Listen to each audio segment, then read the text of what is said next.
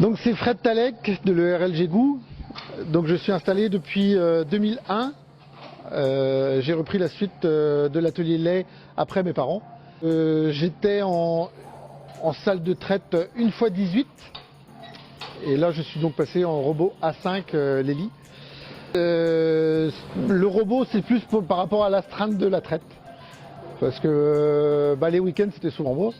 Donc tout seul c'était plus compliqué. Et donc voilà, du coup ouais, le robot ça s'est décidé assez rapidement.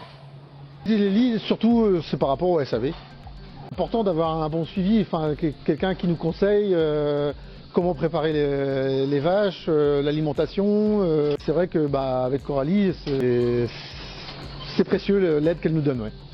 Donc bonjour, Coralie Thiévaux, conseillère commerciale élevage au Lely Center du Finistère. J'ai pour but d'accompagner les éleveurs dans leurs projets.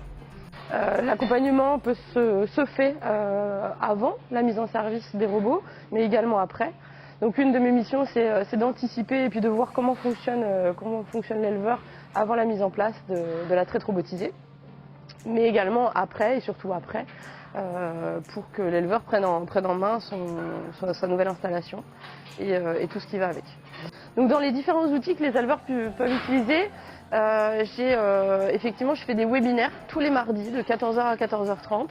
Je traite d'un sujet sur Horizon. Ça permet à l'éleveur d'apprendre pas à pas et de continuer à se former. En plus de ça, on a un logiciel qui se remet toujours en question et qui a des mises à jour régulières. Donc ça permet aussi l'information de ces mises à jour et la prise en main du logiciel. Dans les autres outils, il existe Farmer Academy qui permet aux éleveurs de se former au travers de petites séquences d'une dizaine de pages par sujet. Donc ça c'est quelque chose que je mets en avant également pour que l'éleveur puisse prendre en main et puis devenir un peu autonome. C'est important de faire ce que j'appelle une visite de découverte puisque pour moi il faut anticiper les choses. La traite robotisée c'est pas juste on-off, c'est comment fonctionne l'éleveur avant la mise en service et comment anticiper la traite robotisée qui va arriver ensuite. Et quand je dis anticiper concrètement, c'est la préparation des animaux, c'est l'anticipation des stocks puisque en fonction de la période on pourra peut-être pas forcément pâturer tout de suite. Donc voilà, c'est toutes ces choses-là. C'est l'anticipation avant qui est très importante pour que le jour J ça se passe bien. Une partie de mon métier c'est l'accompagnement des mises en service, mais j'ai aussi l'accompagnement des éleveurs qui souhaiteraient reprendre en main le logiciel ou travailler sur certaines problématiques de l'élevage. Donc je vends des contrats de conseil en élevage sur 1 an, j'en suis actuellement une trentaine, où là on a un certain nombre de visites par an et puis des formations à distance, de l'accès à distance. Ils peuvent m'appeler dès qu'ils ont une question, je me connecte à distance et puis on y répond. Est-ce que tu peux nous dire comment s'est passée ta mise en service? Comment tu l'as vécu? Comment ça s'est passé? En fait j'étais assez stressé, mais en fait ça s'est très bien passé. J'étais impressionné par... c'était assez calme, ça s'est fait tranquillement. La capacité d'adaptation des vaches, ouais. C'est assez impressionnant. Ah oui, ouais. Je pensais que ça allait taper, ça allait... non. Et donc est-ce que tu peux nous dire quels moyens tu as mis en place, les moyens humains que tu as mis en place pour la mise en route pour que ça se passe plus sereinement pour toi? Alors ici du coup on était une quinzaine de personnes à peu près à se relayer. C'est rare que vous soyez autant d'ailleurs. Oui, mais c'est important parce que en fait c'est jour et nuit, donc on se relaye, on était par deux tout le temps. Au bout de quelques jours, il n'y a pas besoin d'être deux, mais voilà, à deux c'est mieux, on a le temps de discuter, enfin voilà, c'est plus cool. Et puis comme tu dis, il y a jour et nuit, et puis il n'y a pas que ça. Voilà, il y a le boulot à côté à faire aussi. Il peut y avoir le boulot, faire une vie de famille, il peut y avoir mille et une choses. Et donc en fait il faut du monde, faut réquisitionner du monde et ouais, c'est important. Ok. Il y a des réajustements, c'est pas on-off un robot, et les techniciens savent aussi que vous êtes en mise en service et ils sont quand même très réactifs à venir pour réajuster certaines choses qu'il peut y avoir sur le robot. Donc il y a l'accompagnement du technicien, je te laisse le dire. Oui, donc moi c'était Benjamin qui est venu pour la mise en route. Donc il n'y a pas eu de souci, enfin ça c'est vraiment, voilà, il était là de toute façon. Donc,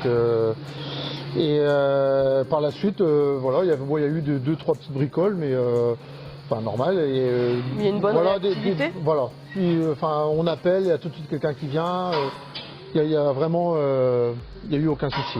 De ce côté-là, non, ça c'était, ouais.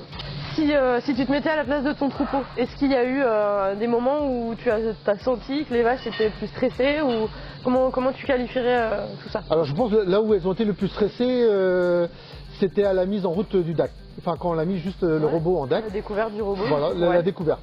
Et après par la suite ça se fait tranquillement. Moi je les avais habitués, une fois par jour on les mettait systématiquement, tout le monde passait au DAC. Ouais, c'est l'idée. Pendant la semaine, tout le monde passait une fois dans le DAC.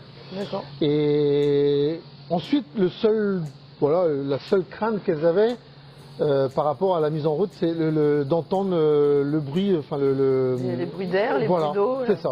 Et les petits bruits, et même là, si le fait moins de bruit, il y a toujours des bruyant. Il y a toujours des mais petits bruits. elle freinait, elle connaissait pas le bruit. Ouais, c'est ça. Mais au bout de 3-4 jours, enfin voilà. Les vaches, elles adorent la routine, donc forcément ça change de la routine. Voilà.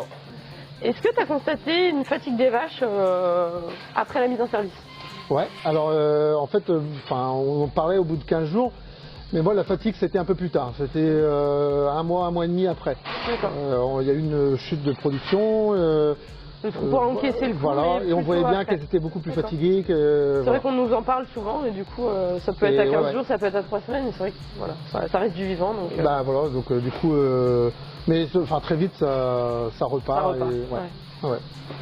La prochaine étape du coup de cette mise en service, ça va être le pâturage. Est-ce que tu peux nous en dire un petit peu plus? Comment tu prévois de pâturer avec le robot? Alors du coup, pour le moment, voilà, on les laisse le temps de bien s'habituer au robot. Ensuite, il y a la Grazway, donc mais je pense qu'on partira sur septembre au pâturage, mettre tout en route, mais d'abord qu'on fasse les paddocks, qu'on voit l'accessibilité, comment on fait. Mais le pâturage est prévu par la Grazway. Voilà, un pâturage jour-nuit. Non, un pâturage de jour. Ouais. Et la nuit au bâtiment avec une ration. D'accord. Donc Fred, est-ce qu'en 3 mots tu pourrais nous résumer l'accompagnement FMS? Donc je dirais important, conseil et tranquillité. Est-ce que si c'était à refaire, tu referais avec cet accompagnement-là, les lits? Oui, je referais pareil. Tout pareil? Ouais. On recommence pour réavoir le nombre de visites, on refait tout pareil? Ouais, voilà. C'est ça.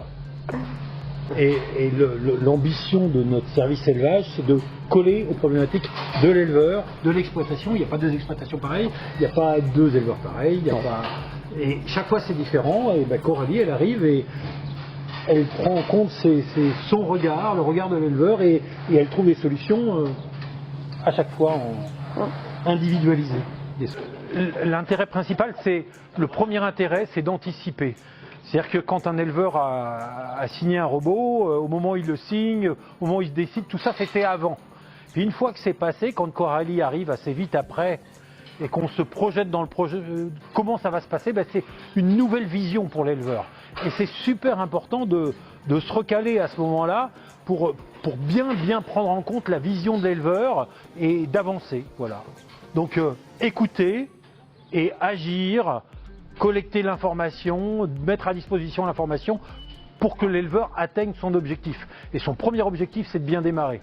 Et c'est aussi notre premier objectif. Nous, on veut des éleveurs qui démarrent bien et qui continuent bien d'ailleurs. Et donc, on veut des éleveurs qui réussissent et c'est pour ça qu'on a un conseiller FMS.